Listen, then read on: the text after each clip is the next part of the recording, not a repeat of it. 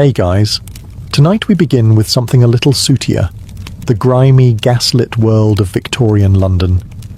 A city of grand ambition, industrial marvels, and soul-crushing poverty. This wasn't the London of Sherlock Holmes or Queen Victoria's palace garden parties. This was the London of fog, filth, and foul smells, a place where surviving the day was a small miracle. So before you get comfortable, take a moment to like the video and subscribe, but only if you genuinely enjoy what I do here. And let me know in the comments where you're tuning in from and what time it is for you. It's always fascinating to see who's joining us from around the world. Now dim the lights, maybe turn on a fan for that soft background hum, and let's ease into tonight's journey together. You open your eyes, and the first thing you see is your brother's foot. Inches from your face, grimy, and twitching slightly from some horrifying dream. Welcome to your one and only room. It's not a bedroom, it's not a living room, it's the room. And it's everything.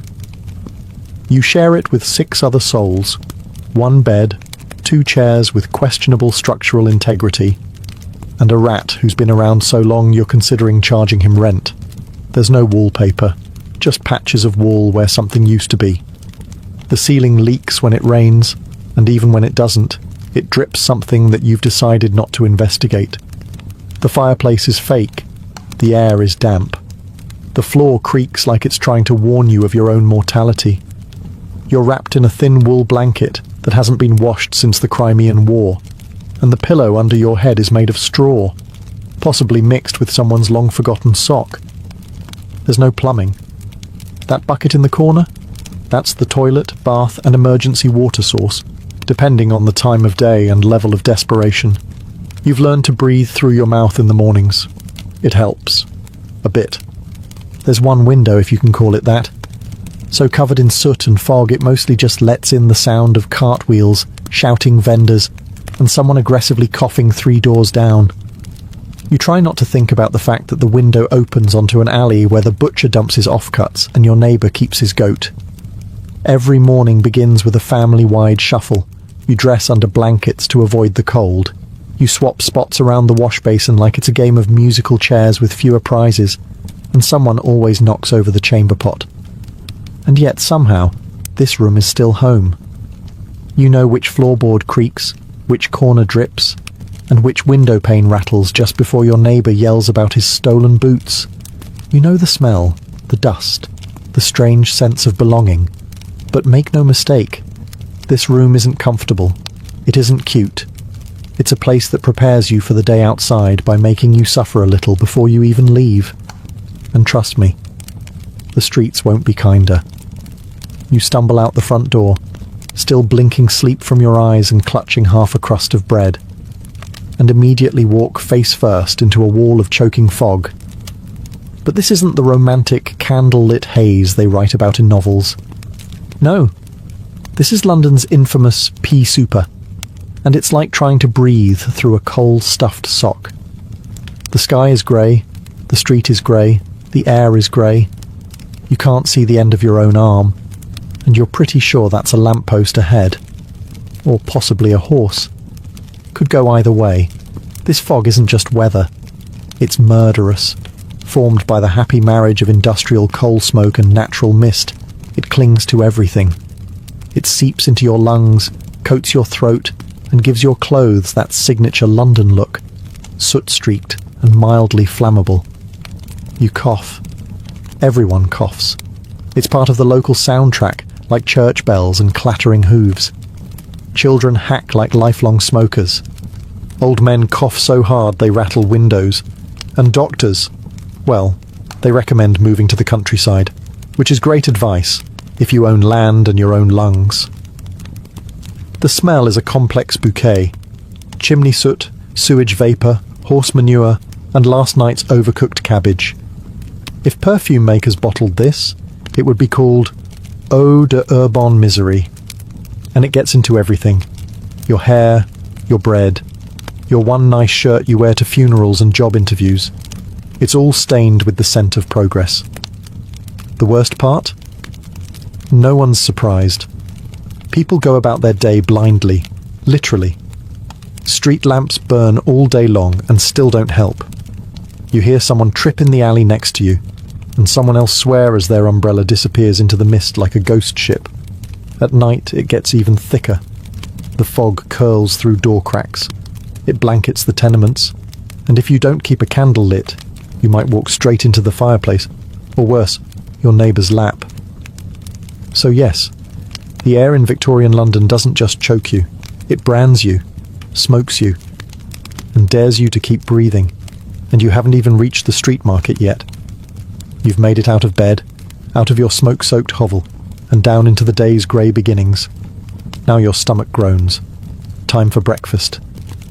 Except, breakfast in Victorian London is less of a meal and more of a ritual in lowered expectations. If you're part of the working class, and you almost certainly are, breakfast isn't eggs or toast or a hearty pile of bacon. It's a crust of bread that could double as a roof tile. Maybe some porridge, if the oats weren't eaten by the rats in the cupboard. And tea. Always tea. Not because it's comforting, but because it's boiled. And anything that's been boiled probably won't kill you. Milk? Only if you can afford it, and even then it's a gamble. It might be watered down or worse, preserved with formaldehyde by enterprising vendors who think child-safe is a loose guideline. Sugar is expensive. Butter? A legend. Jam? Only if your aunt died and left you some in her will. If you're lucky enough to work in a factory or live near a bakery, you might sniff warm bread on the air. Don't get excited. That's not your bread. That's someone else's breakfast, likely belonging to a man with a hat and a last name on his door.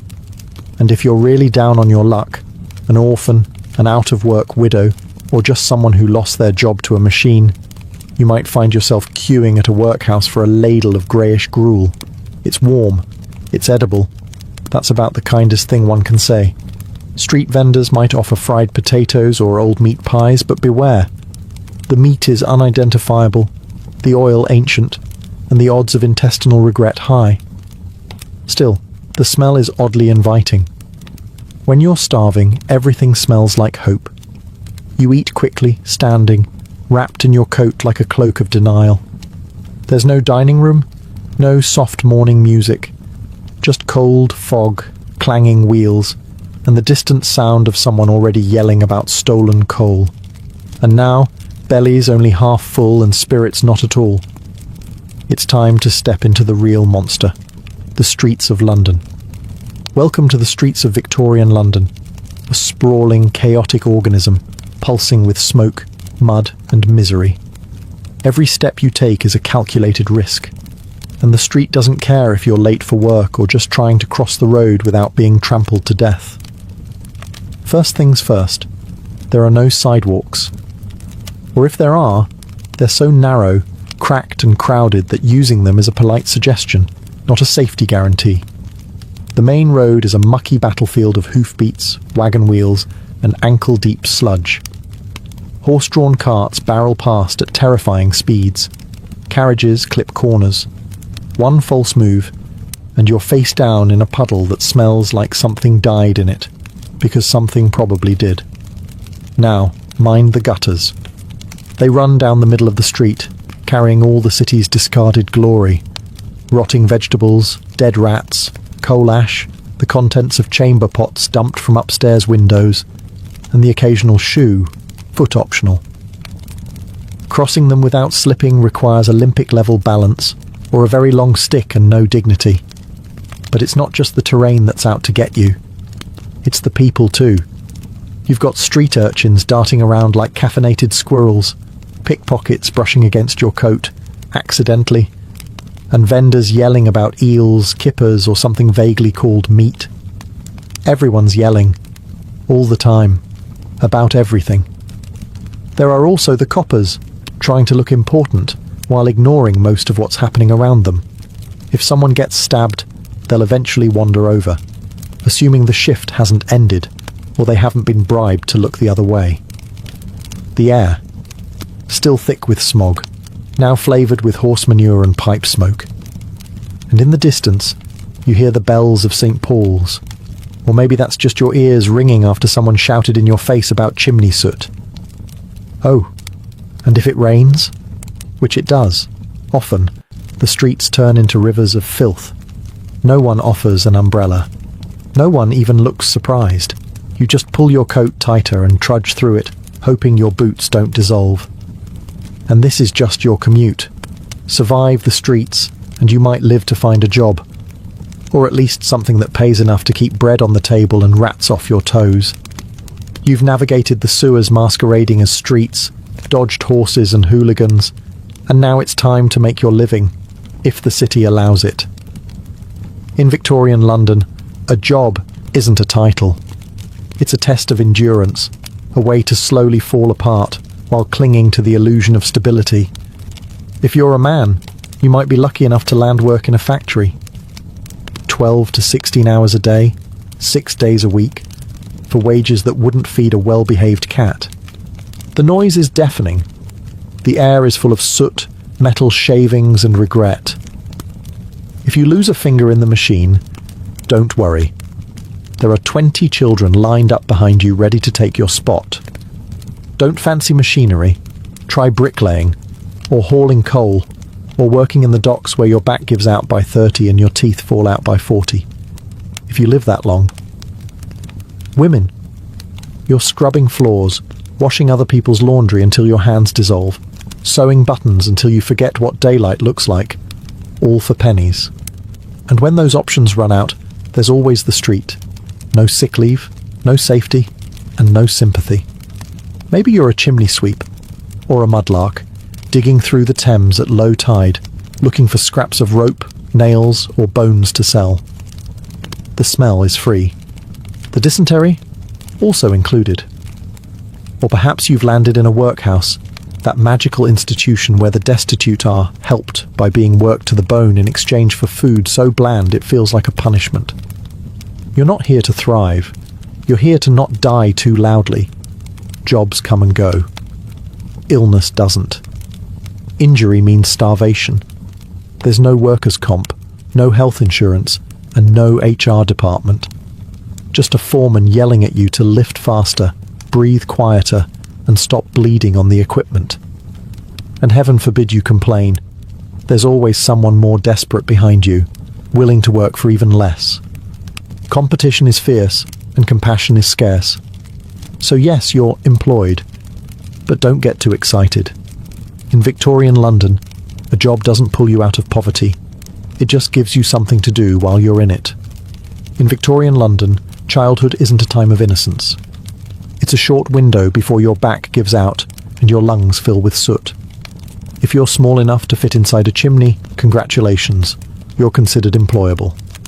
Forget toys and bedtime stories. By the time you're 5, you're already working. 6, if your parents are merciful. School is a luxury. Work is your future and your present. You might be a chimney sweep, crawling through narrow flues, scraping out soot while praying you don't get stuck.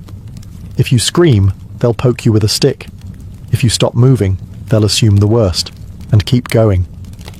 Or perhaps you're a match girl, dipping wooden sticks into white phosphorus that poisons your jawbone until it glows in the dark and eventually falls off. The pay? A few pence? The hazard? Bone death. A charming trade-off. Some children are mudlarks, scavenging through the toxic sludge of the Thames at low tide, looking for nails, rope, anything remotely sellable. You emerge soaked, freezing, and likely infected with something Victorian science hasn't even named yet. Others hawk newspapers on the street, shout about roasted chestnuts they can't afford, or run messages for pennies. You run fast, dodge traffic, and hope today isn't the day you're trampled by a horse or beaten for looking the wrong way at the wrong man. Factory work? That's the dream. Indoors. Steady hours. Just ignore the amputations. Children clean under whirring machines, often while they're still running. You learn fast, or you lose a hand. No safety gear, no days off, no sympathy. Just sweat, noise, and an ever-present adult barking orders. And if you're an orphan, the world doesn't owe you anything. Workhouses, the street, or worse. Some are sold into service. Others vanish, absorbed into the fog, a footnote in someone else's story. In the eyes of Victorian industry, children are cheap, obedient, and disposable. Childhood isn't stolen, it's simply never offered. And yet somehow, they survive. They play with scraps, sing songs in alleys, and laugh. Between shifts, between coughs. Because they have to. Because in London, even children are expected to carry the weight of empire on their tiny, soot-covered shoulders. If you thought surviving Victorian London was hard as a man, try doing it as a woman. You work. All the time. And no, you don't get applause or medals. You get calluses, exhaustion, and a society that expects you to smile while your spine collapses. If you're unmarried, you might be a domestic servant. That means scrubbing floors from dawn till dusk, hauling buckets of coal, blacking the hearth, ironing until your arms ache, and never sitting down unless someone tells you to. You eat last, you sleep in the attic, and if the master gets handsy, well, you should feel grateful apparently. Married? That's not better. It's double duty. You clean your own home, likely a single filthy room, raise children, usually several, cook, with nothing, sew, everything, and manage the entire household budget with 3 shillings and a prayer. And then maybe you take in laundry from richer households, boiling, scrubbing, wringing, repeating, just to buy bread. Some women become seamstresses, stitching shirts in poorly lit corners for 14 hours a day. It pays pennies. It ruins your eyesight. And if your fingers bleed on the fabric, you lose the job. And then there's the match factories, where white phosphorus eats through your jaw, quite literally. You start with a toothache and end with a rotting face. Management says it's your fault for chewing gum, when none of that pays enough, or when you're widowed, orphaned, or just unlucky. The street becomes the only option. Sex work is legal, unofficially ignored, and socially condemned. You might make enough for food and rent, or you might get arrested, attacked, or worse. Protection? Only if you count wool gloves and luck. Women in Victorian London are expected to be quiet, clean, obedient, and always busy. You're the moral centre of the home. Even if the home has no floorboards, no heat, and no future. There are no rights, no maternity leave, no safety net. Just other women, sometimes kind, sometimes cruel, trying to survive the same nightmare. But somehow, they do. With grim determination, whispered jokes, and backs bent by centuries of unpaid labour. And still, they find time to comfort their children and sweep the doorstep, because someone has to. You might have dodged the horses, survived the soot, and even landed a job. But in Victorian London, you can't dodge disease. It's everywhere, lurking in the water, the walls, the air, and quite possibly in the meat pie you ate for lunch. Illness doesn't knock. It sits beside you on the tram, sleeps beside you in your tenement, and sneaks into your lungs while you wait in line for bread. Let's start with the basics. Tuberculosis, or consumption, as they called it, because it slowly consumes your lungs, your body, and your will to live. The cough is deep, constant, and comes with blood. Everyone knows someone who has it. Most people just keep working until they drop. Then there's cholera, which arrives through your drinking water like a particularly cruel surprise. One minute you feel fine, the next you're vomiting, dehydrated, and desperately trying not to soil yourself in public. It spreads fast. Whole streets go silent. The local pump is chained up too late. By then the damage is done. Typhoid, scarlet fever, diphtheria, all regular visitors. Each has its own personality, but they all share one thing in common. They hit the poor the hardest. If you can't afford a doctor, and you can't, you're left with herbal remedies, homemade poultices, or the magical healing properties of hope. Of course, there's always laudanum, a beloved mixture of alcohol and opium sold over the counter. You've got a fever? Take laudanum. Cramps? Laudanum. Grieving the death of your 8th child? Double dose. You'll still die, but you'll die very relaxed. And what about the doctors? Well, they mean well. Sometimes. But medicine is still guessing with Latin. Leeches are still in fashion. Surgery is done without gloves. Antiseptics are a twinkle in Lister's eye. Your odds with a street barber aren't much worse. Disease doesn't discriminate, but your living conditions help it choose you faster. No sanitation, no ventilation, 10 people to a room. It's a perfect breeding ground for microbes, misery, and mould. In Victorian London, if something doesn't kill you fast, it will kill you slowly. And if you're somehow still upright, time to refill your water. You're sweating through your soot-stained shirt, your lips are dry, and your throat feels like it's been sandpapered by coal dust. Time for a drink? Sure. But in Victorian London, water isn't your friend. It's a loaded pistol with a porcelain handle. Let's start with the Thames, the lifeblood of the city. It's also the toilet, the industrial dump, the animal graveyard, and, just for good measure, the city's main drinking water source. Imagine a stew of rotting vegetables, chemical runoff, dead dogs, human waste, and expired fish, flowing right past Westminster. Now pour a cup and say cheers. Don't worry, the water company says it's filtered. That means it's passed through a mesh of gravel, wishful thinking, and possibly someone's old boot. If you live in a working-class neighbourhood, your tap might come from a public pump down the street, which you share with 200 neighbours and 3 nearby factories. And the worst part? You might not even know it's deadly, until it's too late. Cholera loves bad water. So does typhoid. They swim freely through the pipes like microscopic sharks. Whole families are taken out within days. A shared bucket, a misused chamber pot, a splash from the wrong pump, and your headline material, if you're lucky. Bathing? Now that's adorable. Most people don't have bathtubs. If you're middle class, you might share one with the family once a week. If you're poor, it's a tin tub in the kitchen once a month, if that. And that same water might double as laundry rinse, dishwater, or a place to soak your aching feet. Hygiene is creative. The government starts installing sewers eventually, thanks to the Great Stink of 1858, when the smell from the Thames was so horrific that Parliament fled the building. It took stench to make change.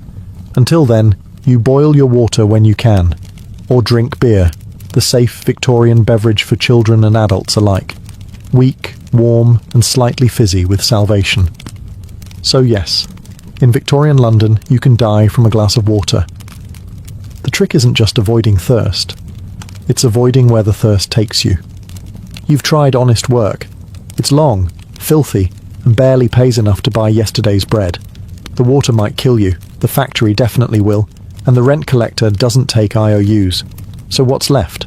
Crime. And in Victorian London, it's not just an act, it's a career path. Start small. Maybe you're a pickpocket, or a dipper, as the slang goes. You blend into crowds near the markets, bump someone gently, and vanish with a pocket watch or coin purse. Charles Dickens made Oliver Twist famous, but the real-life versions didn't get musical numbers. They got sent to Newgate Prison or shipped off to Australia. If you're a woman, you might become a fence, buying and reselling stolen goods in back alleys under layers of shawls and misdirection. Or maybe you run a twilight house, where pickpockets drop their loot before the bobbies come sniffing. Feeling bold? Become a costermonger swindler, selling bruised fruit or watered-down milk from a rickety cart, disappearing before complaints catch up. Or try your hand at forgery, card tricks, or the always popular 3-card Monte, a fast-talking scam with a faster getaway. And if you've really got guts? There's always burglary. Break into a warehouse, a merchant's shop, or, if you're desperate, a church. You might find something valuable. You might also find a constable with a billy club and no bedtime. The police force exists, but they're underpaid, undermanned, and often 2 steps behind. Plus, you can bribe the right officer if you know the system. And let's face it, you probably do. Crime syndicates in London were shockingly organised. Some had territories, code words, and full recruitment pipelines.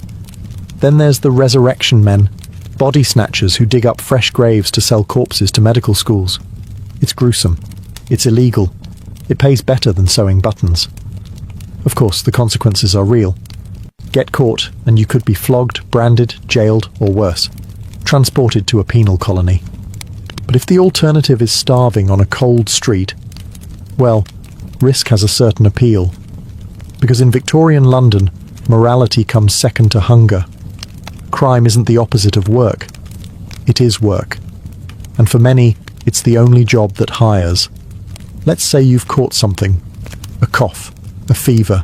Maybe your leg's been run over by a delivery cart. Time to see a doctor. Good luck. Because in Victorian London, medicine is less healing science and more creative improvisation with sharp metal. Doctors are out there, sure. Some even wear coats. But unless you're wealthy, your first stop isn't a physician. It's a chemist, where the cure for every ailment is a small bottle of laudanum, opium in liquid form, ideal for anything from a sore throat to existential dread. It won't cure you, but you'll stop caring.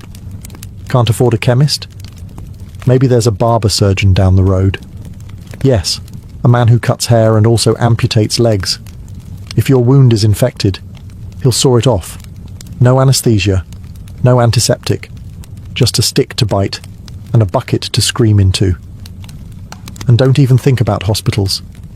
They're overcrowded, poorly ventilated, and smell like old bandages and lost hope. The instruments aren't sterilized. Surgeons wipe their hands on aprons between patients. Germ theory exists, but many still think disease is caused by bad air and moral failure. If you survive the treatment, infection may finish the job. A splinter can become a death sentence. A toothache? That's 2 days from sepsis. And childbirth? Well, women go in with pain and come out with a baby or a gravestone. Sometimes both. Medical textbooks are filled with confidence and wrong guesses. You might be prescribed bleeding, mustard plasters, or a mild electrocution to stimulate the humours. They balance the body by draining it, mostly of blood, money, and hope. There are a few progressive doctors with new ideas. Cleanliness, hand washing, maybe even antiseptics. But they're usually mocked by their peers. After all, how dare anyone imply that a gentleman doctor's hands carry germs? So what do most people do when sick? They wait. They sip herbal tea. They light a candle and lie very still. Because every treatment carries a risk, and recovery often feels more accidental than intentional. You don't go to the doctor to get better. You go because you've run out of other options. And sometimes, just sometimes, you come back out alive. The sun sets, the gas lamps flicker to life, and the fog thickens like a shroud. You might think the city calms down at night, but this is Victorian London. When the light fades, the real dangers come out. Forget cosy firesides and quiet evenings. The streets belong to shadows, and they're not empty. The gaslight barely cuts through the mist. Everything is a silhouette.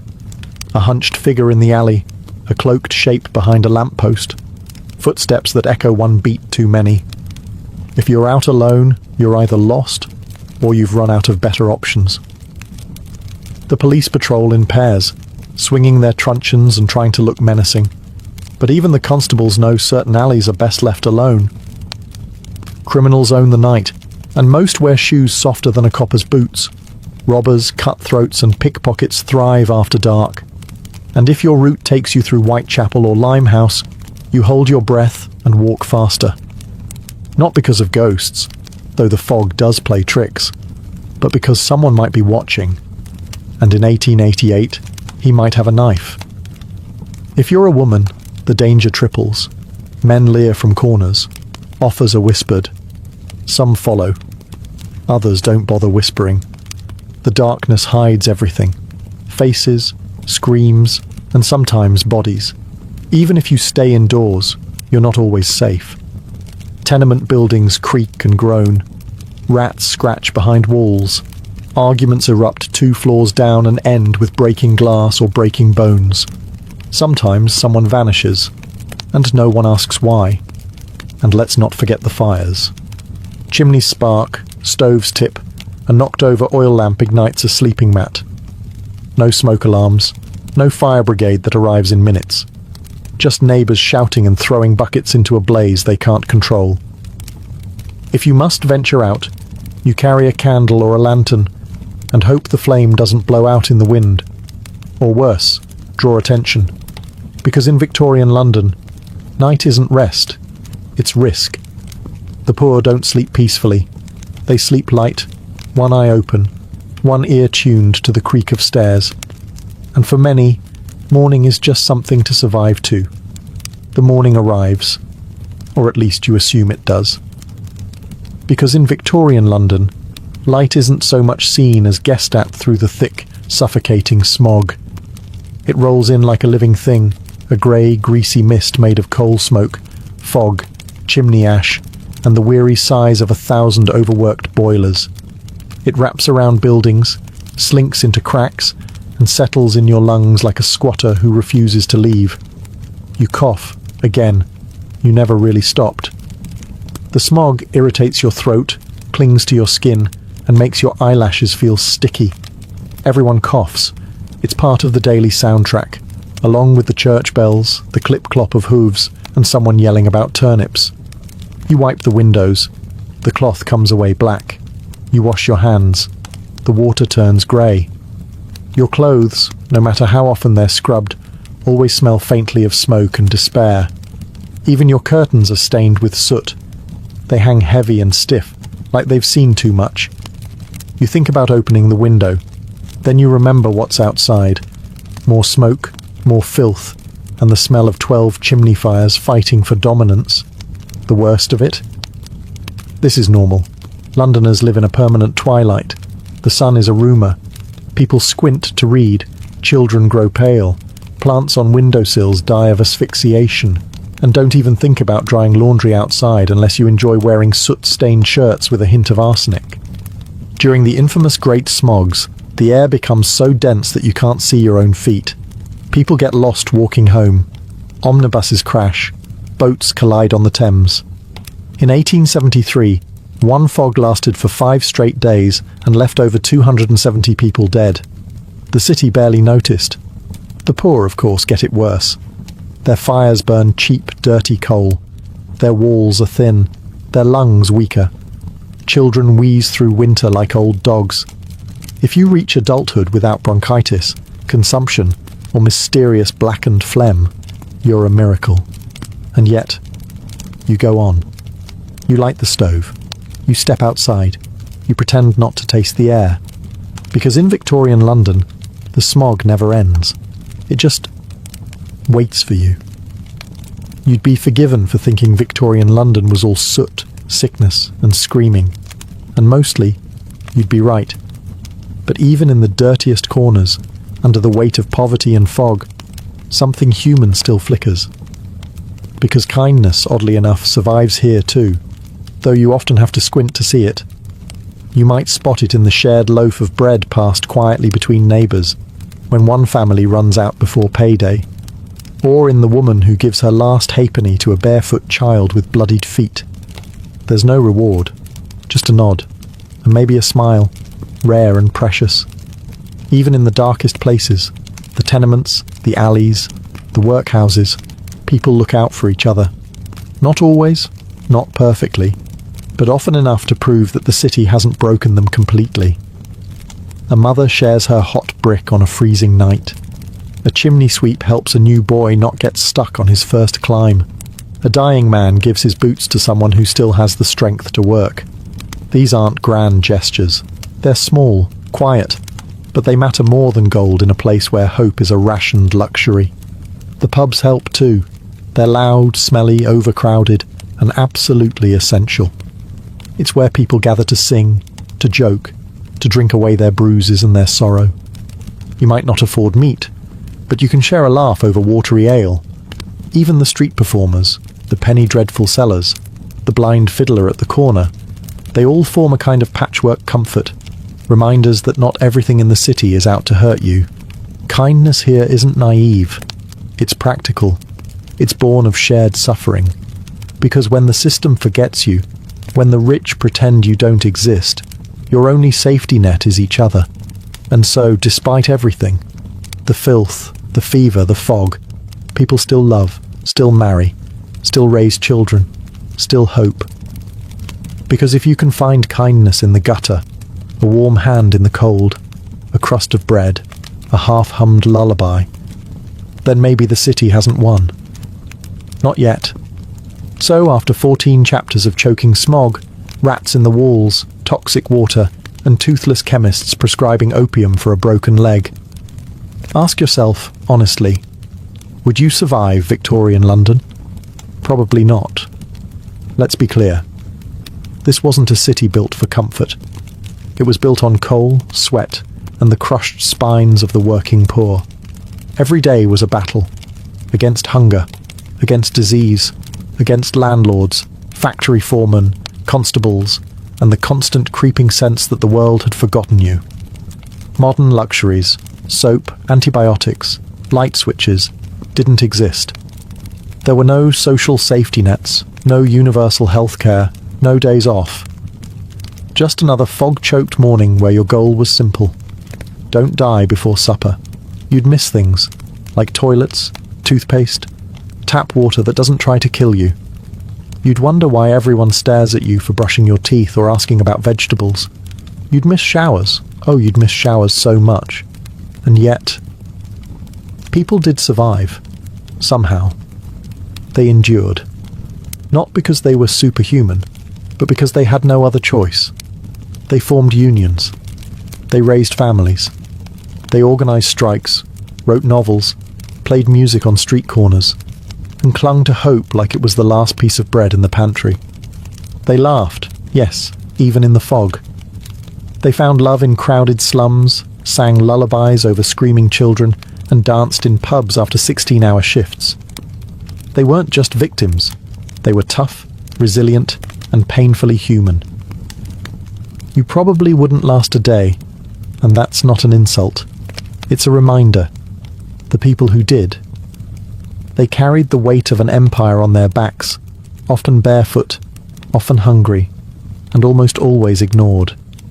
They built the world we now complain about in heated rooms with clean drinking water. So maybe it's okay that we wouldn't make it, but let's at least remember them. Not as soot-covered statistics, but as people who survived the impossible every single day. Gorgo was born into a city that didn't just break the rules, it redefined them. Sparta, unlike the rest of Greece, wasn't known for golden temples or philosophical debates. It was known for warriors. And Gorgo? She was born right at the top of that brutal food chain. The daughter of King Cleomenes I, one of the two ruling kings of Sparta. From the moment she took her first breath, Gorgo's life was already political. She wasn't some ornament to be married off for alliances. In Sparta, women could own land, speak in public, and be educated, a fact that shocked other Greeks. And Gorgo wasn't just any Spartan woman. As the king's only child, she was expected to observe, learn, and one day wield influence in a world dominated by hoplite shields and sharp spears. As a young girl, she likely witnessed royal councils where matters of war and diplomacy were debated with blunt urgency, and she paid attention. Her father Cleomenes wasn't the most stable ruler. In fact, some thought he was completely mad by the end. But he left Gorgo with an early understanding of how dangerous politics could be, and how sharp the knife edge of power truly was. There's a famous story. When she was only about 8 or 9 years old, a foreign ambassador tried to bribe her father to support the Persian Empire. While the adults whispered, young Gorgo stepped forward and boldly warned her father, "Father, you had better leave, or this stranger will corrupt you." That wasn't just precocious, it was fearless. Her father listened, and the man was thrown out of Sparta. The lesson? Gorgo had teeth, and people learned early not to underestimate them. So before she was even of marriageable age, Gorgo was already showing signs of political brilliance and steel-edged judgment. She wasn't just royalty by blood, she was royalty by behavior. And in a society that admired discipline, clarity, and brutal honesty, Gorgo thrived. Her destiny was already in motion. Not as a passive queen in a gilded palace, but as a Spartan lioness ready to guard her people, and, if needed, speak louder than the kings themselves. Gorgo's marriage to King Leonidas was not a tale of courtly romance or opulent weddings. This was Sparta, where practicality reigned and weakness was despised. Leonidas wasn't just any Spartan man. He was a warrior through and through, known more for his silence and scars than for charm or poetry. But Gorgo was not looking for poetry.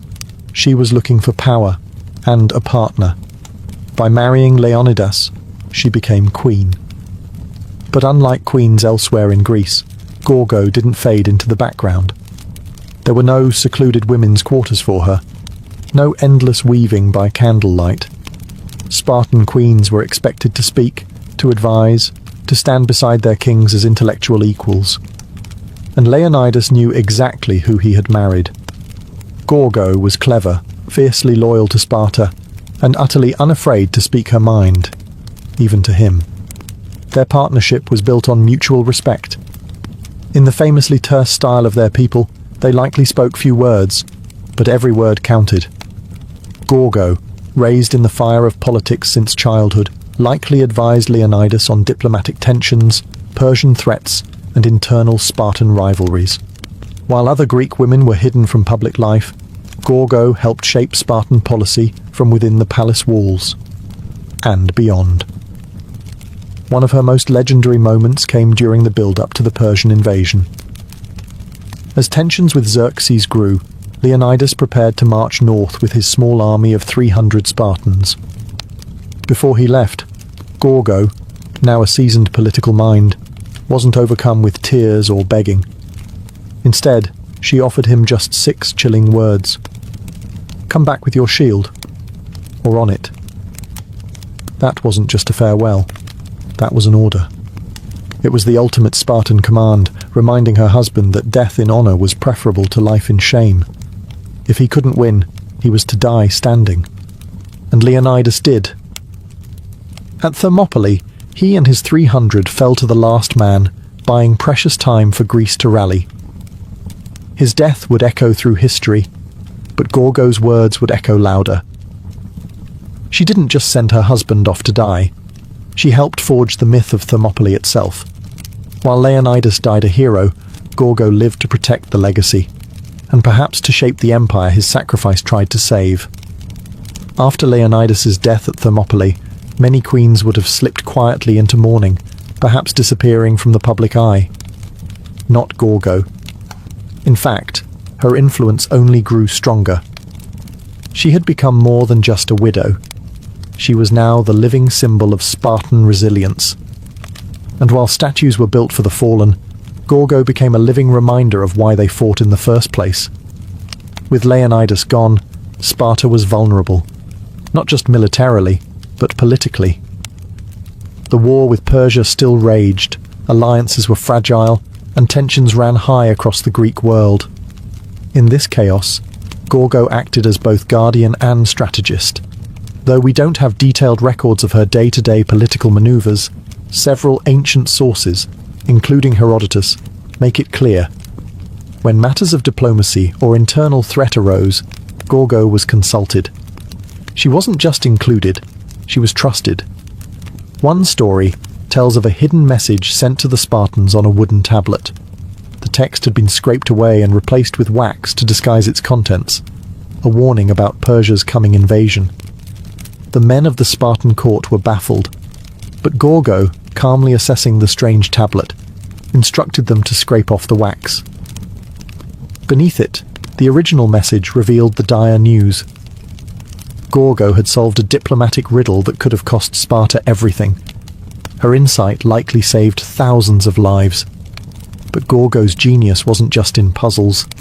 She understood the fragile web of alliances that held the Greek city-states together, and the threat that Persian gold posed to it. While Athens and other cities were notoriously vulnerable to bribes, Gorgo's sharp warning from childhood still applied. Beware of gifts that reek of corruption. She encouraged a stance of uncompromising honor, even when it was politically risky. And the Spartans listened. Because when Gorgo spoke, it wasn't with the softness expected of women in most of the ancient world. It was with the precision of a soldier, and the clarity of a strategist. She knew what was at stake, not just Sparta's land, but its very soul. Even in grief, Gorgo remained unshaken. The shield Leonidas carried into battle may have been lost, but Gorgo became something greater, the mind that would carry Sparta through its darkest days. To understand Gorgo's significance, you have to understand what it meant to be a woman in Sparta, and how Gorgo took that already rare privilege and amplified it into something nearly legendary. Spartan women were unlike any other in the ancient world. While Athenian women were confined to the home, barred from politics and barely educated, Spartan women were trained to be physically strong, mentally sharp, and socially assertive. This wasn't just cultural flair, it was survival strategy. Spartans believed that strong women produced strong sons, so girls ran, wrestled, and trained alongside boys in their youth. They were expected to be healthy, confident, and unafraid to speak blunt truths. But Gorgo wasn't just one of many tough Spartan women. She was the finest example of what Spartan womanhood could be. She was known not just for her wisdom, but for her razor-sharp wit. There's a famous anecdote where a foreign woman asked her, "Why are you Spartan women the only ones who rule your men?" Gorgo didn't hesitate. She shot back, "Because we are the only women who give birth to men." That line wasn't just clever. It was pure Sparta. It signaled a culture where female strength was seen as essential, not ornamental. In Gorgo's world, motherhood wasn't a passive role. It was a political one. To raise a Spartan son was to train a future warrior. And for Gorgo, raising her own son, Pleistarchus, who would become king after Leonidas, was an act of devotion not just to family, but to the entire Spartan state. She likely oversaw his early education, surrounded him with the values of honor, sacrifice, and discipline, and instilled in him a love, not for glory, but for duty. Yet Gorgo never flaunted her power. She didn't need to. Her voice carried weight precisely because she used it sparingly, and always with precision. She wasn't a ruler in name, but a force in reality. While Sparta remained a dual monarchy led by men, Gorgo's presence ensured there was always a keen-eyed strategist watching from behind the throne. In many ways, she was the unspoken law of Sparta, upholding its ideals, pushing its leaders, and sharpening its spine.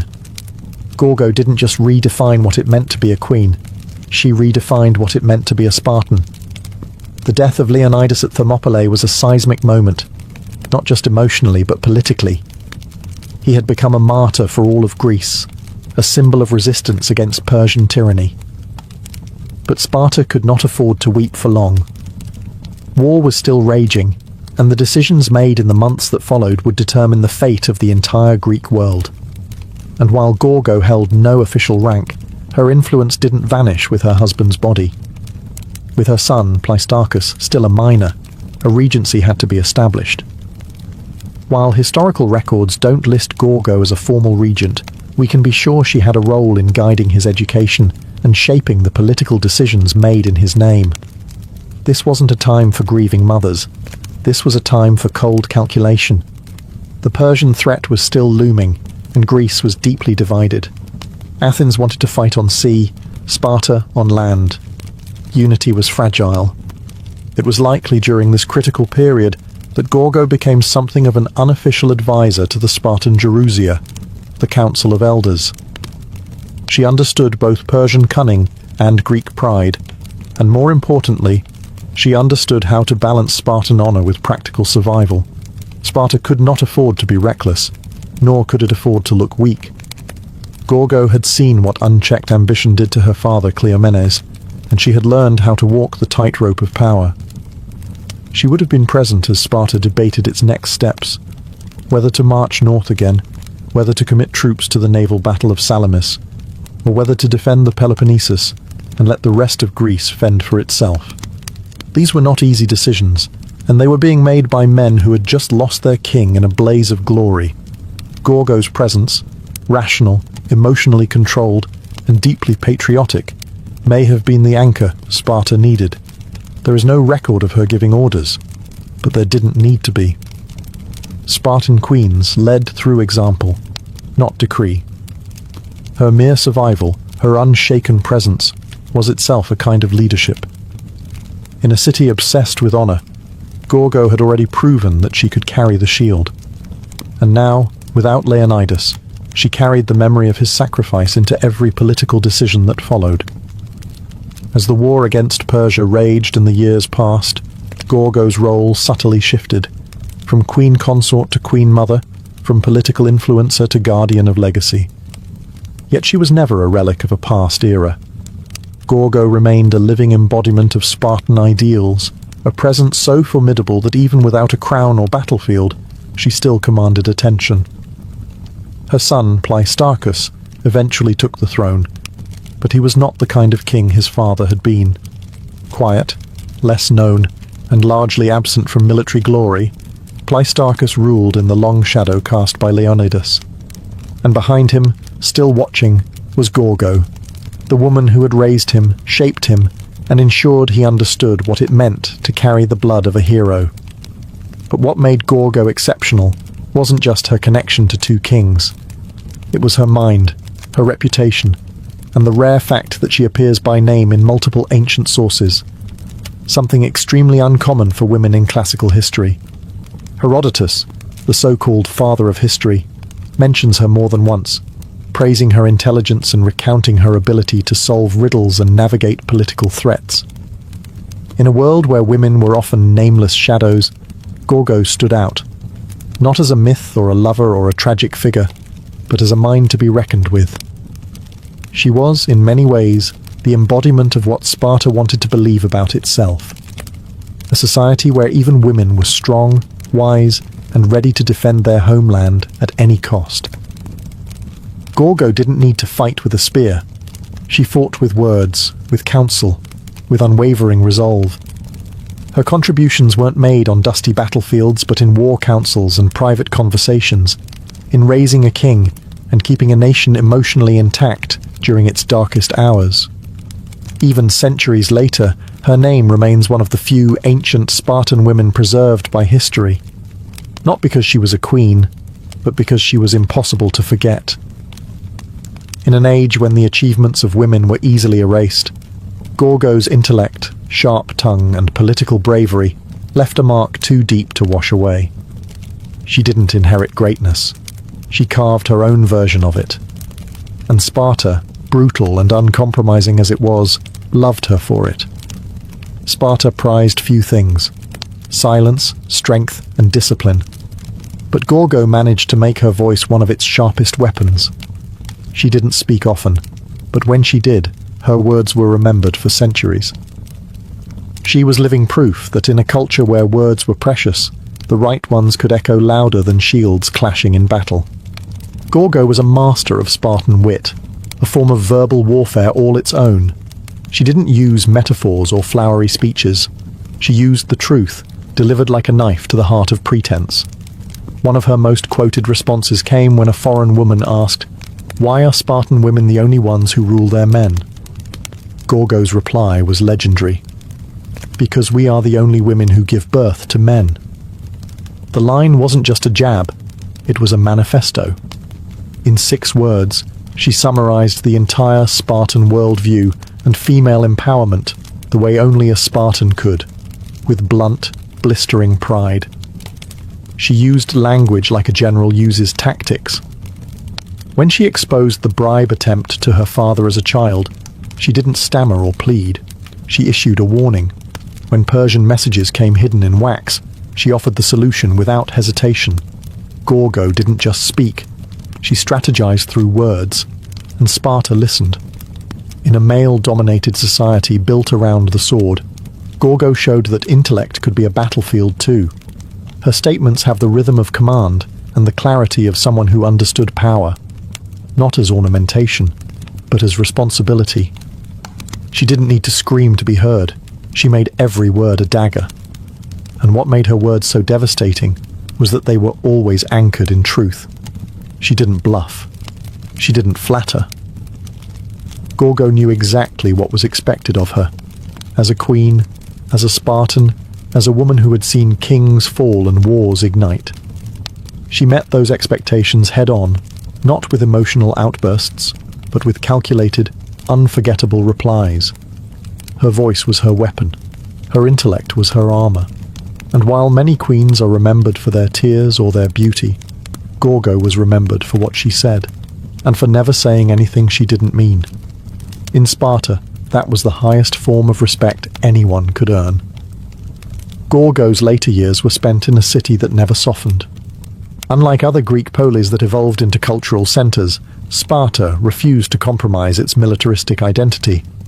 It remained rigid, proud, and dangerously insular. And Gorgo, still standing tall amidst its stone and bronze, witnessed the long consequences of Leonidas's sacrifice, not only for Sparta, but for Greece itself. The Persians were eventually repelled, yes, but victory came at a price. Sparta emerged from the Persian Wars with immense prestige, hailed as the protector of Greek freedom. But with honor came rivalry. Athens, fueled by democracy and ambition, grew in wealth and influence, slowly drifting from ally to adversary. Tensions simmered, and a new storm was brewing, the Peloponnesian War. It was a conflict that would define the next generation of Spartans, including Gorgo's own son. If Gorgo saw the writing on the wall, she likely recognized that Sparta's strict ideals, once its greatest strength, were now becoming limitations. While Athens adapted and innovated, Sparta remained unmoved. The same military codes that once made Sparta invincible also made it inflexible. But Gorgo, ever pragmatic, likely accepted this reality with the same steel-eyed clarity she had shown all her life. She had lived through more than one kind of war, not just the ones with spears and arrows, but wars of diplomacy, of shifting alliances, of internal unrest. By now, Gorgo had likely become a living relic in the best sense of the word, a link to Leonidas, a symbol of what Sparta once was, and a reminder of what it might become again if it stayed true to its core without losing its mind to arrogance. No records survive describing her final days, but there's no reason to believe she met them with anything less than calm resolve. She had already done more than most women, and most men, of her time. She had ruled without ruling, fought without a sword, and shaped a city that didn't even allow its kings to indulge in softness. If Gorgo mourned, she did so privately. If she hoped for the future, she kept it to herself. Because in Sparta, emotions were not for display, legacy was, and hers was already secured in bronze and blood. Gorgo of Sparta didn't need marble statues or epic poems to be remembered. Her legacy was etched in something far stronger, the collective memory of a city built on discipline, honor, and defiance. Unlike other queens whose stories were wrapped in tragedy or romance, Gorgo's tale is one of sharp intellect, political savvy, and enduring pride. She stood at the intersection of two of Sparta's greatest icons, daughter of King Cleomenes, wife of King Leonidas, and yet she was never overshadowed by either. She wasn't a footnote in their stories. She was a chapter all her own. Historians and scholars still marvel at how frequently her name appears in the writings of Herodotus, not as a passive royal, but as a decisive figure. In a world that almost never recorded the names of women, Gorgo cut through the silence like a spear through a shield. What makes her legacy even more profound is that she never held official power. She didn't command armies or sit on the throne. She advised, she warned, she solved, she raised a king. And through it all, she embodied the terrifying dignity of Sparta itself, a city that chose death over disgrace, silence over boasting, and action over rhetoric. Her most quoted words, "Come back with your shield, or on it," are more than a farewell. They are a philosophy, a distilled version of the Spartan code. And though they've been repeated, repainted, and even repurposed in modern times, they still carry the cold fire of their original context. A queen sending her husband to his death, not with tears, but with a command to uphold honor. Today, Gorgo stands among the rare few ancient women who are remembered not because they were tragic, beautiful, or scandalous, but because they were respected. She shattered expectations in a society already notorious for doing the same. Her intellect was so pronounced, her voice so respected, that she became woven into the fabric of Sparta's identity. She may have lived over 2,000 years ago, but Gorgo remains a figure of relevance, for every woman underestimated, for every strategist who works behind the scenes, for every voice that refuses to whisper. She is a timeless reminder. Strength isn't always loud, and power doesn't always wear a crown. In the heart of Jordan's sun-bleached deserts, where the horizon seems to melt into the sky and silence reigns over the sands, stand the remains of a forgotten royal ambition, the desert castles. These haunting structures, scattered across the desolate landscape, seem almost like hallucinations. Grand facades rising out of the emptiness, complete with domed roofs, decorated arches, and faint traces of long-faded frescoes. They are beautiful, mysterious, and isolated, and they've puzzled historians for centuries. Built during the Umayyad Caliphate in the 7th and 8th centuries, these castles weren't built to repel armies or defend trade routes. They weren't fortresses in the traditional sense. Instead, they were luxurious retreats, seasonal residences, pleasure palaces, and hunting lodges for the Umayyad elite. Kings, princes, and high-ranking officials used these spaces as getaways from the politics of Damascus, the capital of the Islamic world at the time. And rather than hide from the harshness of the desert, they embraced it. But why build such lavish structures in such remote and unforgiving places? Part of the answer lies in the symbolism. The Umayyads were asserting control, not just over land, but over nature itself. By erecting these palaces in the desert, they were sending a message. Even in the harshest conditions, their power, culture, and sophistication would flourish. These buildings were monuments to Umayyad authority, artistry, and confidence. There's also a practical layer. Many of the desert castles were built near seasonal water sources or ancient trade routes, allowing them to serve as way stations or administrative hubs. Yet despite their utility, the architecture and decoration suggest something deeper.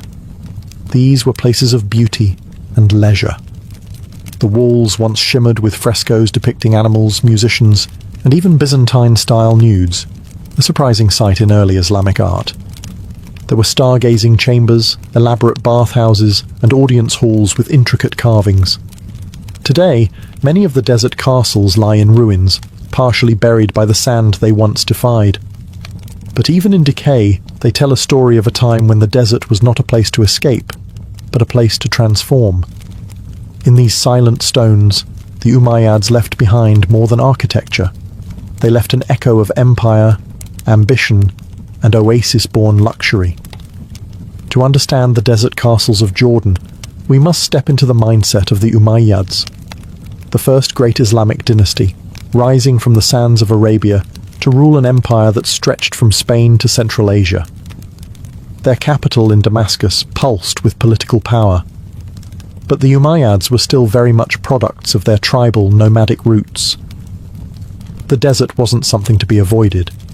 It was their origin story, the crucible that had shaped their ancestors. And so, instead of leaving the wilderness behind, they brought civilization into it. The Umayyads were consolidating their rule in a rapidly expanding empire. They needed to display authority, but also legitimacy. What better way to impress local tribes and foreign envoys than with palatial retreats in the middle of nowhere, built with cosmopolitan flair and imperial elegance? These desert estates served as venues for diplomacy, hunting expeditions, and elite gatherings, far from the watchful eyes and political intrigue of Damascus. But these weren't crude hunting lodges. They were sophisticated, often blending Roman, Byzantine, and Persian architectural influences.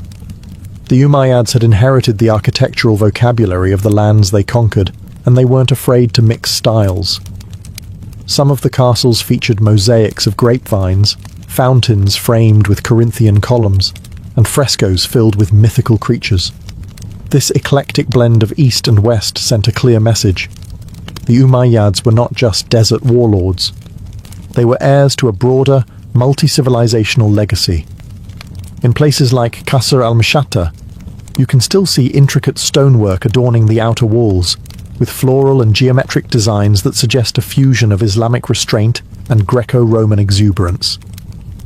At Qusayr Amra, frescoes depict bathing scenes, musicians, and even a painting of the Six Kings, an image showing rulers from Byzantium, Persia, and Ethiopia paying tribute to the Umayyads. It was visual propaganda carved in pigment and plaster. These castles weren't just about comfort, they were about image. The Umayyads understood that power needed a stage. In these desert theatres, far from the noise of the capital, they performed dominance, luxury, and cultural sophistication. They used the emptiness of the desert like a canvas, and on it they painted a vision of empire that was both ancient and utterly new. Among all the desert castles, none captivates the imagination quite like Qusayr Amra. Located deep in the Jordanian desert, it looks modest from the outside, a squat structure of dusty stone, half buried in the vast stillness of its surroundings. But step inside, and you enter a different world. Walls alive with images, colours that defy the harshness outside, and frescoes that whisper secrets from 13 centuries ago. Built in the early 8th century, Qusayr Amra is thought to have been commissioned by Caliph al-Walid Fais or one of his princes. It served as a pleasure palace and bathhouse, part spa, part political retreat, part cultural statement. The building features a domed audience hall, several bathing rooms, and a vaulted ceiling painted with the constellations, an Umayyad observatory hidden in the desert. But it's the frescoes that make Qusayr Amra extraordinary. Covering nearly every surface, they depict a world far removed from modern assumptions about early Islamic art. There are images of dancing women, wine drinking, musicians strumming lutes, hunting scenes, and even Greek mythological figures like Hercules. The ceiling of one room shows the zodiac and personifications of the planets. Another wall features the Six Kings fresco, a powerful piece of propaganda showing rulers from distant lands seemingly bowing to the Umayyads, reinforcing the idea that the desert, too, was part of their dominion. This bold use of figural art has sparked debate for decades. Islamic art is often associated with aniconism, the avoidance of human and animal figures, but Qusayr Amra proves the early Islamic world was far more complex. The Umayyads weren't just building religious spaces. They were creating secular ones, where luxury, astronomy, and power could mingle in visual celebration.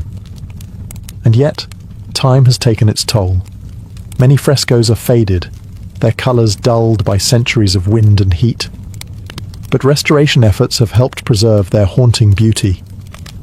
Today, Qusayr Amra is a UNESCO World Heritage Site, a rare glimpse into the Umayyads' intimate, hedonistic, and politically charged vision of rulership. In the middle of a dry, empty plain, Qusayr Amra still whispers of courtly songs, hot baths, and starry ceilings. It is not just a building, it is a desert dream, painted in defiance of time. Qasr al-Qarana rises like a mirage from the desert plains east of Amman, a massive, symmetrical box of limestone and precision. From a distance, it looks like a military stronghold. Thick walls, narrow slits resembling arrow loops, and no visible entrance from three sides. But here's the twist. Qasr al-Qarana isn't a fortress. At least, not in the traditional sense. Its secrets lie not in warfare, but in its puzzling design and uncertain purpose.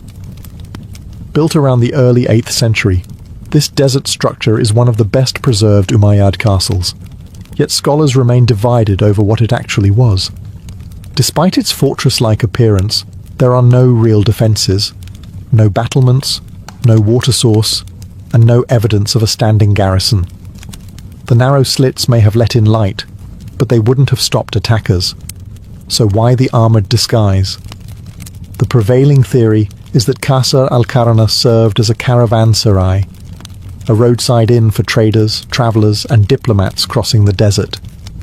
Its 60 or so rooms, arranged over 2 floors around a central courtyard, could easily accommodate guests, servants, and animals.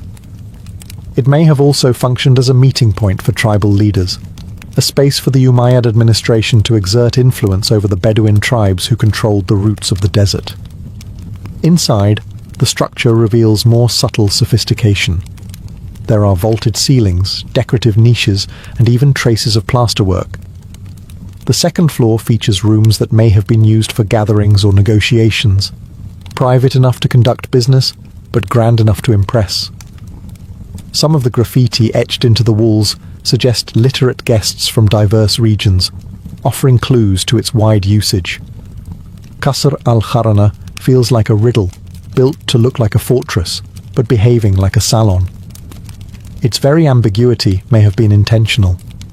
In a time of expanding borders and political uncertainty, appearances mattered. The structure signaled strength, stability, and hospitality, all at once. Today, visitors can walk through its echoing corridors, peer out through the narrow windows, and imagine what deals, arguments, and alliances once echoed within. It is a castle of shadows and subtlety, more diplomatic chessboard than battlefield. In the emptiness of the Jordanian desert, Qasr al-Kharana stands not as a monument to war, but as a stage for politics and pageantry. Qasr al-Mashata may be ruined today, but even in its fragmented state it dazzles with ambition. Located just south of Amman, this Umayyad palace was never fully completed, yet its unfinished bones still whisper of imperial dreams. Among all the desert castles, Qasr al-Mashata is perhaps the most architecturally elaborate, and its surviving facade is one of the finest examples of early Islamic stonework in existence. What immediately strikes visitors, and historians, is the extraordinary stone relief that once adorned its southern facade. Carved with geometric patterns, floral motifs, and stylized animals, the wall is a stunning fusion of Byzantine, Sasanian, and early Islamic artistic traditions. It's a visual manifesto of the Umayyad identity, powerful, cultured, and inclusive of the civilizations it had conquered or inherited. Ironically, much of the facade isn't in Jordan anymore. In the early 20th century, the Ottoman Sultan gifted part of it to the German Kaiser. Today, the largest surviving portion resides in the Pergamon Museum in Berlin, a fragment of desert glory displaced into European marble halls. But even without it, the ruins at Mashhata remain remarkable. You can still see the carefully arranged foundations, the outlines of a grand courtyard, and hints of the richly ornamented entrance hall. So what was Qasr al-Mashhata meant to be? Most scholars believe it was intended as a winter palace, not just a retreat, but a royal statement. Its scale and artistry suggest it was meant to impress visitors, perhaps foreign dignitaries or tribal allies.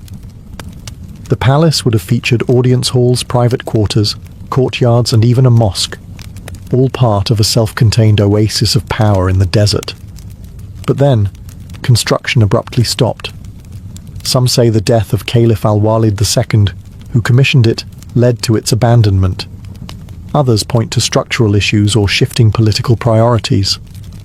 Whatever the reason, Mashhata was left incomplete, its vision frozen mid-dream.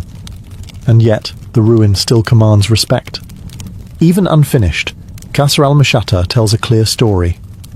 The Umayyads were not just warriors or rulers. They were builders of culture, masters of design, and visionaries who dared to bring luxury into the most desolate of landscapes.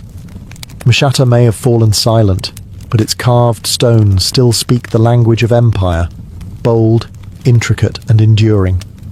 It might seem strange at first, elaborate bathhouses in the middle of the desert. But for the Umayyads, hammams were more than just places to wash. They were spaces of ritual, relaxation, diplomacy, and even celestial contemplation. Scattered throughout the desert castles of Jordan, these bath complexes stand as testaments to how the Umayyads brought civilization and comfort into one of Earth's most unforgiving environments.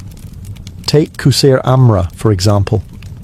Behind its painted walls lies a complete Roman-style bath system: apoditarium, changing room, tepidarium, warm room, caldarium, hot steam room, and a furnace system underneath to heat it all, just like the old Roman thermae. The technology wasn't new, but the intent was freshly Islamic.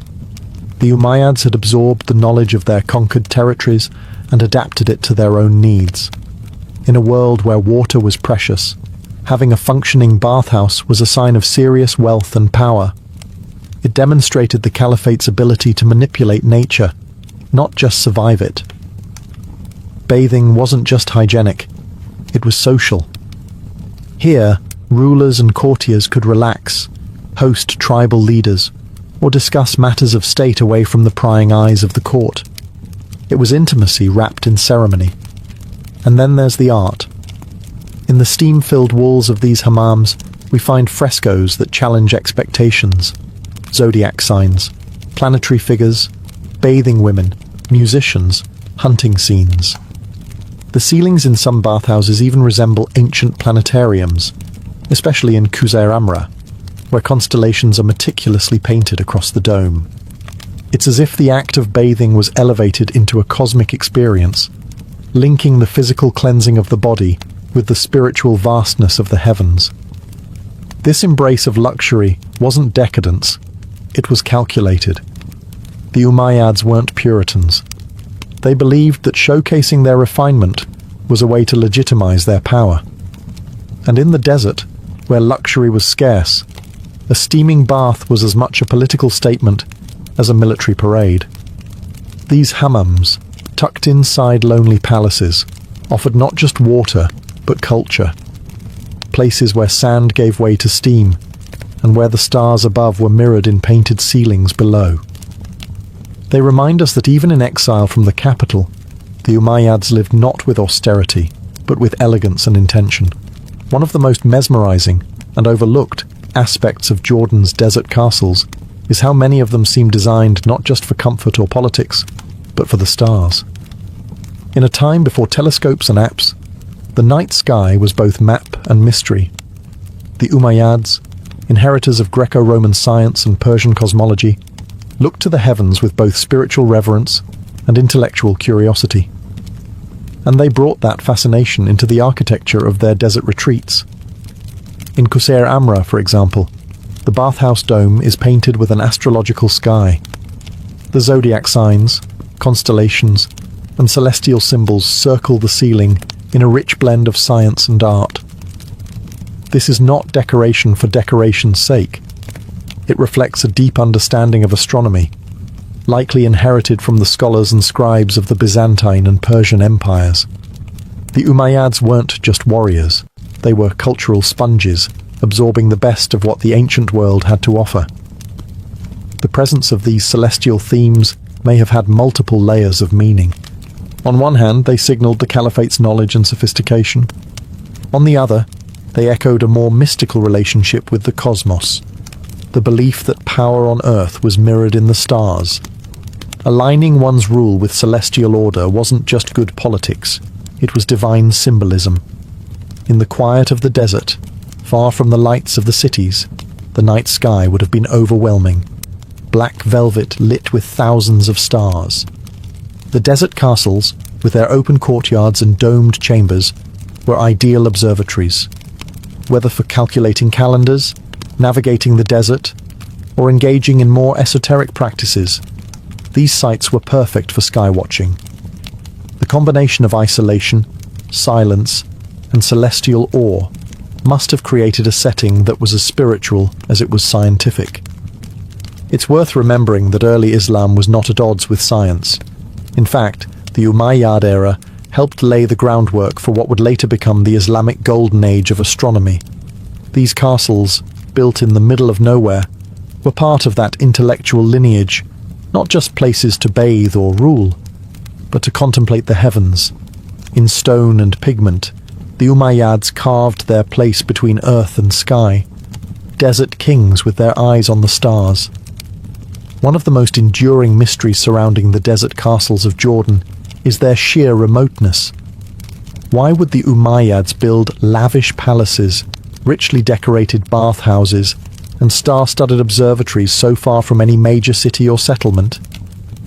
The answer lies not just in geography, but in psychology, politics, and performance. First, there's the practical. The early Umayyads were still rooted in their nomadic, tribal past.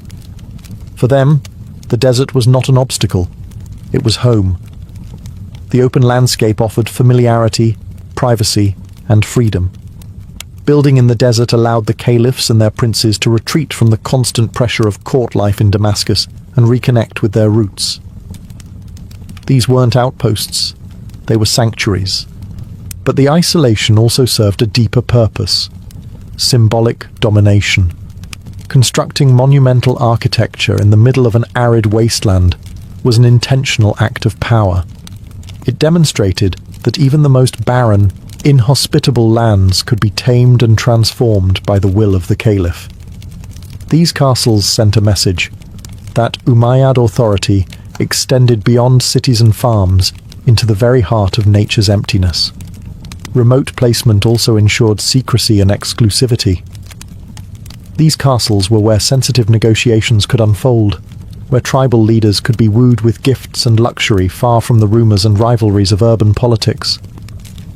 The solitude created space for diplomacy, indulgence, and experimentation, whether that meant engaging with foreign customs or enjoying figural art forbidden in stricter religious settings. Additionally, the locations were often more strategic than they appeared. Some castles sat near seasonal trade routes or vital water sources. Others acted as administrative checkpoints, keeping tabs on Bedouin tribes or serving as resting points for messengers and caravans.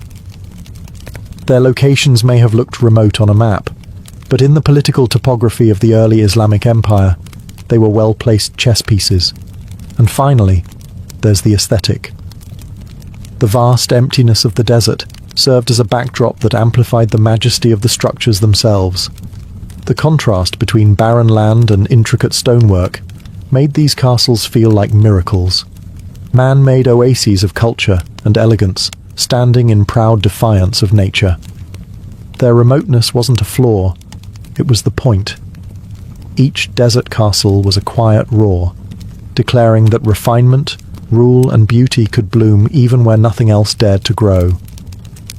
The desert castles of Jordan may no longer echo with the footsteps of caliphs, diplomats, or stargazers, but they endure, quiet relics of an empire that dared to inscribe its grandeur into emptiness. And today, they serve a different purpose. They are windows into a vanished world, drawing in scholars, tourists, and dreamers who walk their sand-swept halls in search of forgotten stories. Modern Jordan has embraced these sites not only as historical treasures, but as symbols of cultural resilience. Castles like Qusayr Amra, Qasr al-Kharana, and Qasr al-Mashata are now protected heritage sites, with Qusayr Amra proudly wearing its UNESCO World Heritage Site status. Restoration projects, carefully balancing preservation with authenticity, have stabilized frescoes, cleared debris, and opened these ruins to public exploration.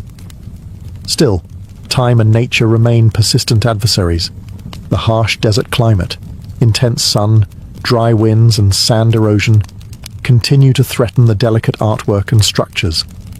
Conservationists face the daunting task of protecting sites that were never meant to last over 1,000 years, let alone face modern tourism and climate challenges. But the effort persists, driven by a sense that these ruins hold not just artistic or architectural value, but spiritual and cultural insight. For modern visitors, these castles provoke wonder and questions. How could such beauty exist in such isolation? What does it say about the nature of power, art, and survival?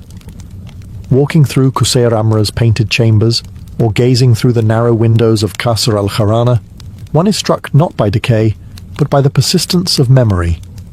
And in a broader sense, the desert castles remind us that the early Islamic world was far more diverse, creative, and open than often portrayed. These structures challenge assumptions about art in Islam, about luxury in the desert, about the boundaries between East and West. They reveal a dynasty that was at once rooted in tradition and hungry for innovation. Today, the castles stand alone again, surrounded by silence and stone, but they are no longer forgotten. They speak, not with shouts, but with whispers, about a civilization that saw the desert not as a void, but as a stage. And against all odds, their story still travels across the sands, echoing into the modern world. Imagine a world without numbers, without writing, without even the concept of months or hours. This was the world of our Paleolithic ancestors, yet even then time moved and people noticed. Before there were calendars, timekeeping devices, or even language to describe it, early humans tracked time by watching nature. The rhythm of the earth, its light, its seasons, its sky, was their only clock. The most obvious cycle was the day itself. Sunrise and sunset divided time into light and dark. But beyond that, humans quickly learned to observe the moon. Its phases were consistent and dramatic, a glowing disk growing, shrinking, and disappearing with eerie regularity. The moon became the first timekeeper, dividing life into repeating units that would later inspire the idea of months. In fact, the word month itself comes from moon. To early humans, a full lunar cycle, about 29.5 days, meant far more than a pretty light in the night sky. It was a guide for hunting, planting, gathering, and preparing for what came next. But the moon wasn't alone. Shadows changed length throughout the year. The position of the sun at sunrise shifted along the horizon, and certain stars only appeared during specific seasons. Over generations, communities began to notice these patterns, and more importantly, to pass them on. This knowledge wasn't just observational, it was sacred. Understanding time meant understanding the gods, the land, and life itself. Ancient people carved notches into bones, painted symbols on cave walls, and aligned stones with the sun's rising point during solstices. These weren't primitive scribbles.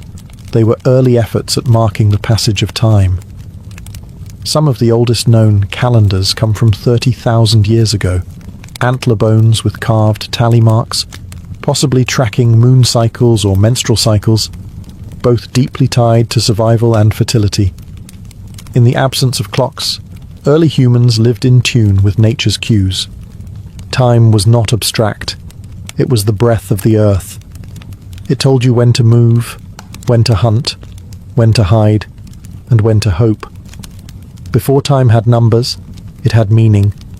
And before it had names, it had stories, etched in stone, passed by firelight, and guided by the heavens above. For ancient humans, the moon wasn't just a source of light. It was a clock written in the sky. Its phases were predictable and mesmerizing, waxing crescent to full moon, then waning to darkness before the cycle began again. This roughly 29.5-day rhythm was the earliest and most universally observed natural cycle. Long before civilizations rose, hunter-gatherers across continents were counting moons. Not years or weeks, but moons. These lunar phases became the foundation of the first real calendars. We know this because archaeologists have found engraved bones and stones with carved markings in repeating sequences, likely tallying the days between each visible moon phase.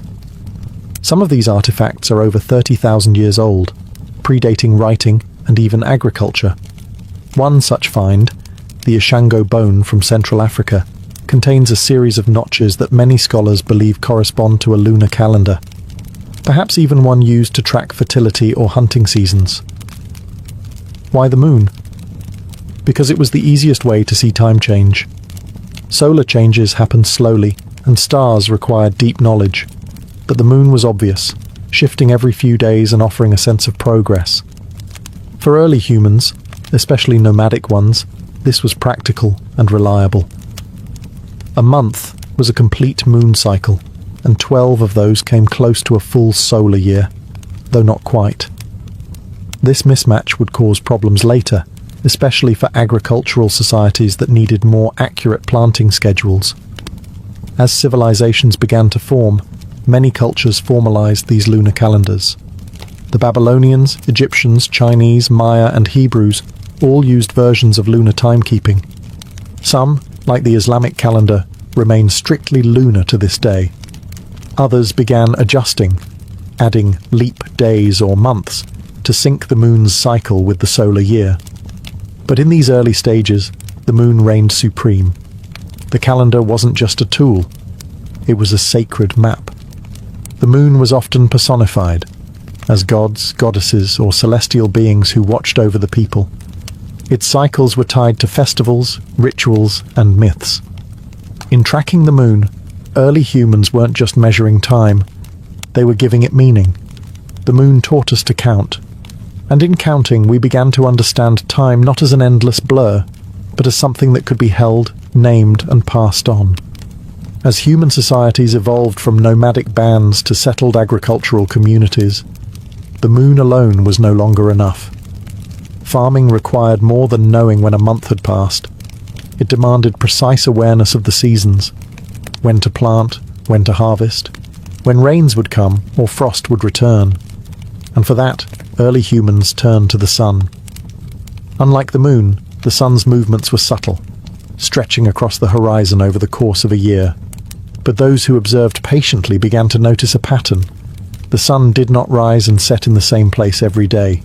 At certain times of year, what we now call the solstices and equinoxes, the sun reached key turning points. These became cosmic anchors, marking the longest and shortest days, and the times when day and night balanced perfectly. Ancient people began to build solar calendars, not with ink, but with stone. The most famous example is Stonehenge in England. Though its exact purpose remains debated, its alignment with the summer and winter solstices is unmistakable. On those days, the sun rises or sets perfectly in line with specific stones. In a world without clocks, this was breathtaking precision. Similar alignments appear across the globe, in the Nabta Playa stone circle in Egypt's desert, in Chaco Canyon in North America, and in the temples of Machu Picchu. These weren't random. They were built by sky watchers who connected celestial events with agricultural cycles and religious rituals. For these ancient societies, the sun was more than a giant torch. It was divine. Many cultures worshipped solar deities, Ra in Egypt, Inti in the Andes, Surya in India. The return of the sun after the longest night was often cause for celebration, symbolizing rebirth and continuity. These festivals, aligned with solar events, eventually formed the backbone of early religious calendars. Tracking the sun required patience, architecture, and spiritual vision. It meant observing not just 1 month at a time, but a full solar year, mapping the sky, recording the horizon, and marking time with permanence. Where the moon gave us motion, the sun gave us structure. Through stones and shadows, humans began to bind the heavens to the earth. And in doing so, time was no longer just a cycle. It became a calendar, carved into the land, aligned with the stars, and wrapped in the sacred. For early civilizations, tracking time wasn't just about agriculture or seasons. It was a spiritual act. Time itself was sacred, a divine rhythm flowing from the heavens into daily life. Each moment had meaning. Each season carried cosmic weight. Calendars weren't simply charts, they were instruments of ritual, designed to align human behavior with the will of the gods. In ancient Mesopotamia, priests climbed ziggurats not just to be closer to the sky, but to observe the stars and planets. These observations weren't purely scientific. They were acts of devotion. The Babylonians divided time with stunning accuracy. A 7-day week, a 360-day year, and even a base 60 number system that still influences how we measure minutes and degrees. But this wasn't about efficiency. It was about order. By measuring time, they were mirroring the divine structure of the universe. Egyptians took it even further. Their calendar, one of the most advanced in the ancient world, was tied closely to the Nile and the rising of Sirius, the brightest star in the sky. When Sirius reappeared at dawn, it signaled the flooding of the Nile, a life-giving event. That celestial moment marked the start of the Egyptian New Year, a celebration tied to fertility, rebirth, and the favor of the gods. Across the ocean, the Maya developed one of the most intricate calendar systems ever devised, combining lunar cycles, solar years, planetary motions, and sacred numbers into an interlocking series of time counts. Their Tzolk'in calendar tracked a 260-day spiritual cycle, while the Hab tracked the 365-day solar year. Time for the Maya was not linear. It was cyclical, divine, and deeply bound to prophecy and ritual. Every moment had a spirit. Every date had a destiny. Festivals, sacrifices, coronations, and even wars were timed to coincide with celestial rhythms. Kings were crowned not just when politically convenient, but when the stars aligned. To ignore the calendar was to invite chaos, not just in the fields, but in the cosmos. In this world, to keep time was to hold power, not over people, but over meaning itself. Sacred time governed the lives of ancient civilizations, and through sun, moon, and star, the calendar became not just a record of passing days, but a bridge between the mortal and the divine. As civilizations grew more complex, so too did their need to organize time beyond months and seasons. The concept of a year, a full cycle of Earth's orbit around the sun, slowly took shape. But understanding that a year lasted about 365.25 days wasn't easy. It took centuries of observation, correction, and yes, frustration. The earliest formalized years were often imperfect. Lunar calendars, while useful, created a problem. 12 lunar months only added up to about 354 days, nearly 11 days short of the solar year. Over time, this gap caused chaos. Harvest festivals began to drift into the wrong season, and spring rituals occurred in the heart of winter. Civilizations had to make a choice: stay loyal to the moon or correct the drift. Many opted for the latter. The Babylonians created a lunar calendar but added an intercalary month every few years to realign the calendar with the seasons. The Egyptians, however, took a bolder step. They abandoned the moon entirely and adopted a solar calendar. 365 days divided into 12 months of 30 days, with 5 extra days tacked on at the end. This was revolutionary and incredibly accurate for its time, but the Egyptian year still lagged behind the true solar year by a quarter of a day. Over centuries, this caused a noticeable drift. New Year festivals fell later and later. Enter the Romans, who inherited both Egyptian and Greek timekeeping and attempted to clean it up. Their early Roman calendar was a confusing blend of lunar months and political manipulation. Months were added or removed based on political needs, causing enormous inconsistencies. It wasn't until Julius Caesar introduced the Julian calendar in 45 BCE that things changed. Advised by the Alexandrian astronomer Sosigenes, Caesar implemented a 365-day year with a leap day every 4 years, accounting for that pesky extra quarter day. It was a monumental fix and the first truly solar calendar to gain widespread use across an empire. The idea of a year became not just a tool for farming, but for taxation, governance, military campaigns, and religious observances. The calendar now shaped empires. The invention of the year was humanity's triumph over chaos, a decision to place order on the swirling sky. And once we'd named the year, we began to measure everything within it, giving history its rhythm and civilization its pulse. With the year defined, humanity's next challenge was to break it down, to carve the vast stretch of days into manageable, meaningful chunks. This gave rise to months and weeks, 2 inventions that added rhythm to our timekeeping and stitched the fabric of daily life into something predictable and sacred. Months, at their root, come from the moon. Most ancient societies initially based their calendars on lunar cycles, the 29.5-day rhythm between full moons. 12 of these created a lunar year, totaling roughly 354 days. But since this didn't align with the 365-day solar year, societies began to manipulate the system, adding leap months, adjusting day counts, or switching entirely to solar-based months, like the Egyptians and, later, the Romans. The Romans are largely responsible for the names and shapes of the months we use today. Their early calendar started in March, and months were named after gods, like Martius for Mars, numbers, September for 7, and later emperors, July for Julius Caesar, August for Augustus. Through political reforms, most notably Caesar's Julian calendar, the 12-month solar calendar became standardized with months ranging from 28 to 31 days. But what about the week? That strange 7-day unit that doesn't neatly divide a month or a year. Its origins are more mystical than astronomical. The Babylonians, fascinated with the number 7, derived it from the 7 visible celestial bodies: the Sun, Moon, Mars, Mercury, Jupiter, Venus, and Saturn. They assigned each day to a planet, a practice that influenced later Greek and Roman naming systems and survives today in many languages. The Jews solidified the 7-day week through religious tradition. In Genesis, God created the world in 6 days and rested on the 7th.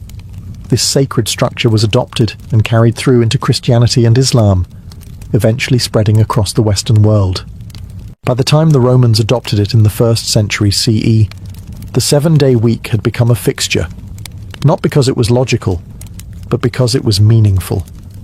Unlike months and years, the week has no natural basis. It's a human invention, a rhythm imposed on time.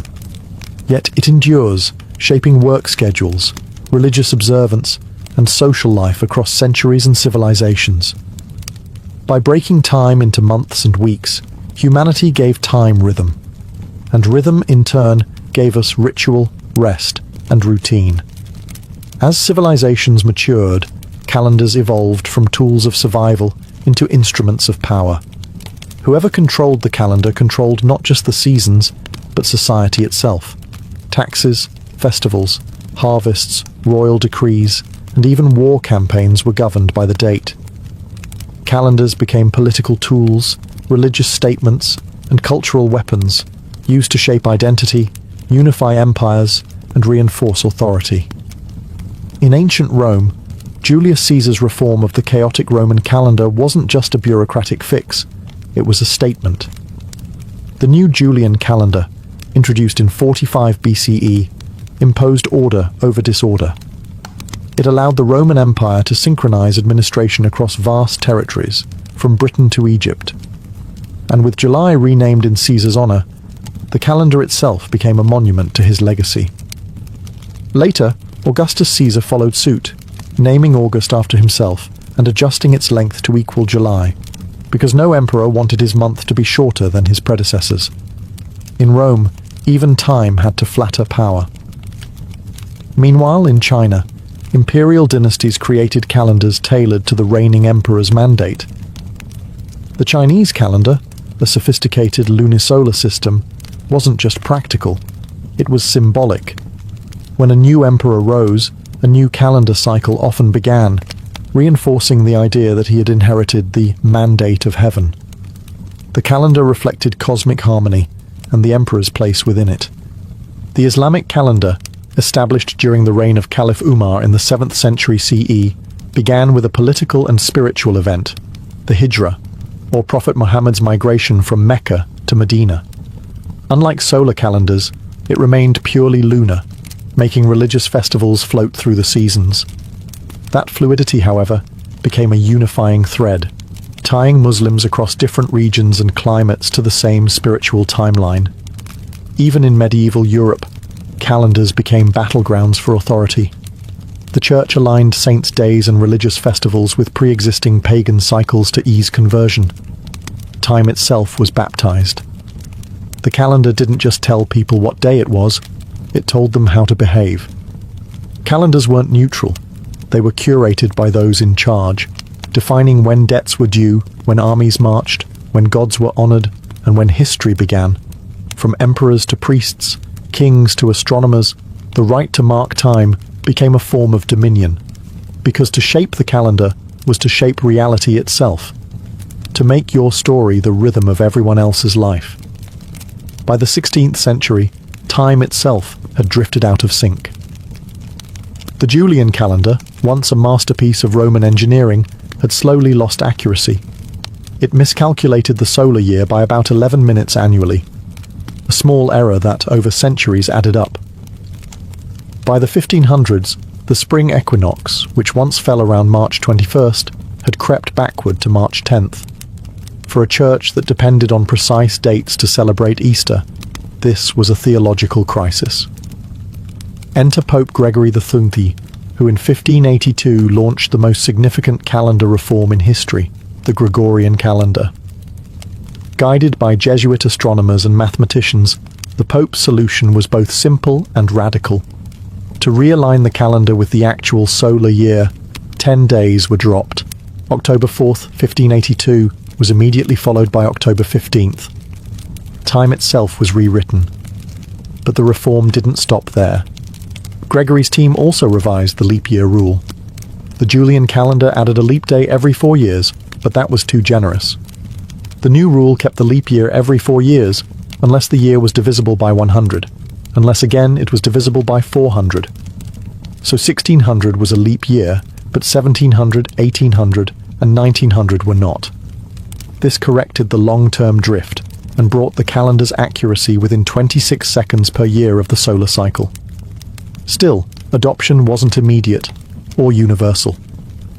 Protestant and Orthodox nations viewed the Gregorian calendar with suspicion, seeing it as a Catholic power play. England didn't adopt it until 1752, by which point the error had grown to 11 days. Russia didn't switch until after the Bolshevik Revolution in 1918. The result? For centuries, dates could differ drastically between countries. Imagine two people celebrating New Year's 2 weeks apart in neighboring lands. Despite resistance, the Gregorian calendar eventually became the global standard, not because of religion, but because of practicality. As science, navigation, commerce, and international diplomacy grew, the world needed a shared system of time. The Gregorian calendar was simply too precise, too useful to ignore. This wasn't just a correction. It was a revolution in how humanity experienced time. With the stroke of a papal pen, the world's days were recalibrated, and modern timekeeping was born. In the end, the Gregorian reform did more than fix Easter.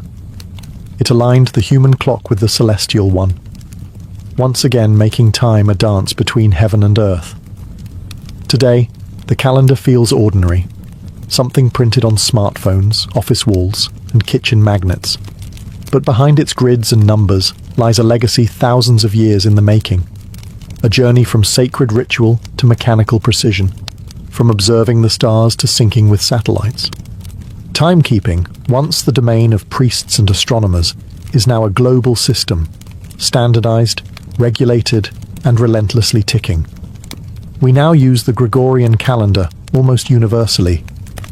It governs everything from international law to shipping schedules, space missions, and the Olympic Games. But while this calendar dominates, others still exist, echoing ancient rhythms. The Islamic Hijri calendar continues to guide religious life for millions of Muslims. The Hebrew calendar governs Jewish holidays and traditions. The Chinese lunar calendar shapes festivals like the Lunar New Year. In India, regional calendars coexist alongside the Gregorian one. Humanity didn't abandon its diversity. It simply added layers of utility on top of ancient roots. And then there's atomic time, the most precise method of timekeeping ever created. Based on the vibrations of cesium atoms, International Atomic Time, TAI, measures seconds with such accuracy that it would only gain or lose 1 second every hundreds of millions of years. From this, we derive Coordinated Universal Time, UTC, the global time standard used for everything from internet protocols to airline schedules. Leap seconds are sometimes added to UTC to account for Earth's slightly inconsistent rotation, a reminder that, even in the age of perfection, the planet itself refuses to be completely predictable. Yet despite all this precision, we still live according to rhythms that are deeply human. We celebrate birthdays. We look forward to the weekend. We count down to midnight on New Year's Eve, hearts full of hope, just as ancient people once watched the horizon for the return of the sun. The calendar, in its modern form, is both tool and tradition. It keeps airplanes from colliding, yes, but it also reminds us when to gather, when to rest, and when to remember. Behind its cold efficiency lies the same desire that drove our ancestors to carve notches into bones and align stones with the sky. The yearning to understand our place in time. In measuring time, we measure ourselves, past, present, and the dreams that await tomorrow.